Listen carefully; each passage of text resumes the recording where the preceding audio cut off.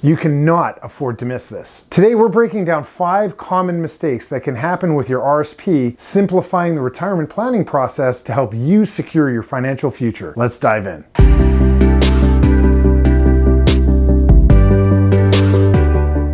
My name is Joe Macek and I'm a portfolio manager and investment advisor for IA Private Wealth. Welcome back to my channel, Investing Made Simple, where you can find the most trusted information on building your wealth. If you're new here, thanks for checking me out. Feel free to subscribe and hit that notification bell so that you can be notified when we upload new content. When it comes to managing your taxes during your working years, there are 2 straightforward choices to consider. First, you can opt to allocate some of your earnings to an RSP, and second, you have the option of making separate donations. Despite there being more complex strategies out there, most individuals tend to stick with a combination of RSP contributions and donations as part of their tax planning. In this video, we'll be taking a closer look at the RSP contributions and exploring some pretty common mistakes that many Canadians might inadvertently be making in handling their RRSPs. However, by understanding these pitfalls, you can make more informed decisions about your RRSP, helping ensure that you're optimizing its benefits for your financial future. Now, you might have some questions about how this content relates to your personal investments, and if this is the case, it's best to reach out to me one-on-one. You can find my contact details in the description below. With over 24 years of experience, I offer fully licensed, trusted investment guidance and planning for your retirement, estate planning, investing, and other financial needs. There's no obligation when you reach out, so feel free to contact me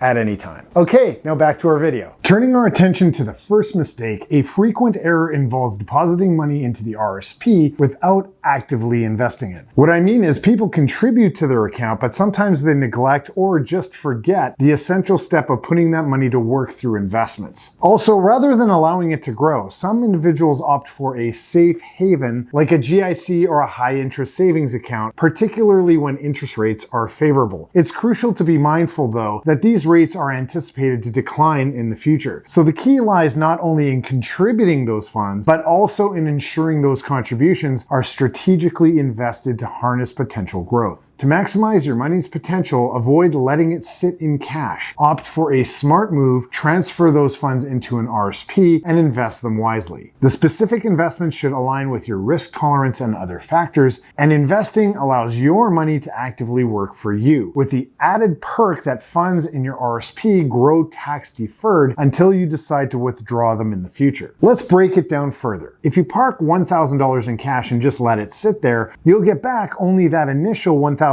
you put in much later in life, and that amount after inflation is pretty much a disaster. Not only that, you are probably missing out on some significant opportunities along the way. On the flip side, if you decide that you're going to invest that $1,000 and it grows over time turning into $10,000, the magic happens when you decide to withdraw. At that point within the RSP, the $9,000 increase in value is tax deferred, meaning you've postponed any tax owing on the growth until the moment you decide to take it out of the RSP. For the vast majority of you, your tax rates during retirement are expected to be significantly lower. By contributing and letting your money grow tax deferred, you stand a good chance of accumulating more wealth for your retirement than if you had invested outside the RSP. And when you add in potential tax refund money sent back to you from the CRA, the RSP is a very powerful savings tool for the long term. The second RSP mistake that quite a few people make, and one that can have a substantial impact on your retirement, is choosing early withdrawals. The RSP is a savings vehicle for retirement, not an emergency account, and you should have an alternate cash account or TFSA with 3 to 6 months saved for emergencies. But not everyone has that, and in certain situations, things happen in life and you may not have any other choice but to withdraw. However, it's crucial to emphasize that tapping into your RSPs for emergencies should only be considered if it's the absolute last resort, an option only to be chosen when there are truly no alternatives left in a dire emergency. In these such rare circumstances, and if you don't have any other options, of course, proceed with making the withdrawal. If you happen to find yourself in this situation, it's critical you focus on rebuilding your savings for the future. However, for quite a few individuals, and I've unfortunately encountered this scenario a few times over the years, they treat their RRSPs like a bank account. And every February or March, like clockwork, instead of making a contribution, the call is to withdraw everything they've put in over the last year to pay for their vacation in Cancun. Even though I try my best to convince them otherwise, presenting multiple plans and figures along with warning them about the long-term impacts of their decisions, I could not persuade them to keep their money in their RRSPs. Now, several years down the line, they find themselves in their early 60s, grappling with a challenging retirement situation, unintentionally committing themselves to be working until the ripe age of 80. Again, while there are legitimate, extraordinary situations where withdrawals are the only choice to solve for an emergency, my clear suggestion to the majority of you is to steer clear of touching your RRSP whenever possible by funding an emergency account today. Now let's talk about the third RRSP mistake, and thankfully it's not everyone, but sometimes a few people are making it. It's overcontributing. It's been my experience that most people have more than enough room to contribute, but lack the funds to do it. But there is a group among you who are contributing too much. This happens when your employer contributes, let's say 5%, and then you decide to match that 5% while adding an extra 10% yourself. When you do this, it's highly likely you are over-contributing. If you don't have any leftover room and you go beyond the allowed contribution limit, it usually results in penalties. The rule is that you can contribute up to 18% of your income up to a certain threshold. If you go beyond this limit, the penalty is very steep, 1% per month for over-contributions. However, there is a lifetime over-contribution limit of $2,000 for over-contributions, which means you can exceed the limit by up to $2,000 without facing a penalty. However, it is vital to steer clear of any over-contribution if you have a defined benefit plan at work and your employer is making substantial contributions. You will notice a pension adjustment on your notice of assessment or NOA that you get from the CRA. This adjustment takes into account the contributions made by your employer. For instance, let's say that you've earned $100,000 and had $18,000 in total contribution room. And let's assume that your employer made $6,000 in contributions to your plan at work. Well, the pension adjustment considers the employer's $6,000 in contributions, and it will reduce your overall contribution room of $18,000 by that amount down to $12,000. So it's critical to check your notice of assessment every year to help ensure you remain within the allowable limits and avoid over-contributing. One more thing, never assume the pension adjustment calculation matches your contributions dollar for dollar. That's why you check your notice of assessment. For example, if you put $5,000 into your pension and think your employer added the same amount, making it $10,000, it most likely doesn't work this way. You need to review your pension adjustment on your notice of assessment carefully to figure out the actual contribution amounts. If you ever discover that you've made an over-contribution, it's critical to consult with your investment advisor or portfolio manager as soon as possible, along with your accountant. Ideally, you should probably consider withdrawing the excess funds, but make sure it's the optimal thing to do. There is a specific form available for this purpose, allowing you to pull out the over-contributed amount and avoid additional penalties. And it's essential to address this as soon as you realize the error. So take the necessary steps to rectify the situation as soon as possible. The same principle holds true for the TFSA. If you unintentionally over-contribute, utilize the appropriate form to correct it, and if it makes sense, withdraw the excess amount to avoid penalties. Now moving on to the fourth RRSP mistake that a lot of you are making, spending your tax refund. For example, if you contribute $5,000 into your RRSP and receive a $1,500 tax refund, it might be tempting to go and spend that refund. However, it's really important that you acknowledge that the tax refund is part of the reason why you're contributing to your RRSP in the first place. The goal of contributing to your RRSP is to save on taxes. However, a common mistake is spending the tax savings received as a refund on something that offers only temporary satisfaction and won't hold lasting value. Although using the tax refund for a great experience can be reasonable, in an ideal scenario, I advise all my clients to consider the bigger picture. This often raises the question, should they contribute to an RRSP or a TFSA, or should they pay down the mortgage? The optimal approach varies based on your income level, but for those with higher incomes, a strategic move is to contribute to the RSP, receive the tax refund, and then allocate that refund to the TFSA. For instance, if you have $5,000 to save for the year and your annual income is about $65,000, my suggestion would be to put the $5,000 into the RSP, and this contribution would likely lead to a tax refund of approximately $1,663 in Manitoba, according to the Ernst & Young RSP savings calculator. Now, when you get the refund, take that tax refund and contribute it to your TFSA or pay down your mortgage. By doing this, you've not only set up a retirement savings fund with your initial RSP contribution, but you've also created another avenue for tax-free and tax-deferred growth with your TFSA, or saved a fairly large amount of interest over the life of your mortgage. This strategy offers some really great flexibility. Besides growing your retirement funds, you now have an emergency pool or less debt. So it's essential to understand that when you receive a tax refund, it's an opportunity to improve your overall wealth building strategy. Now, shifting to the fifth and final mistake, not planning for tax at death with your RSP or RIF. This is more relevant for estate planning than retirement planning, but it's very important that you understand the succession rules. If you pass away and have a spouse or a common law partner, your RSP or RIF funds can smoothly transfer to them without any immediate taxes. This rollover provision applies regardless of when you pass away, helping ensure a seamless transition of retirement savings to your spouse. However, upon death of the second spouse, if they didn't remarry, taxes come into play. The tax bill is due upon the second death if there are remaining funds in the RSP or RIF. Hence, when planning for your retirement, it's critical to understand how to assess your potential tax liability when the second death happens, helping ensure a better financial outcome for your heirs. If you pass away at 65 or 70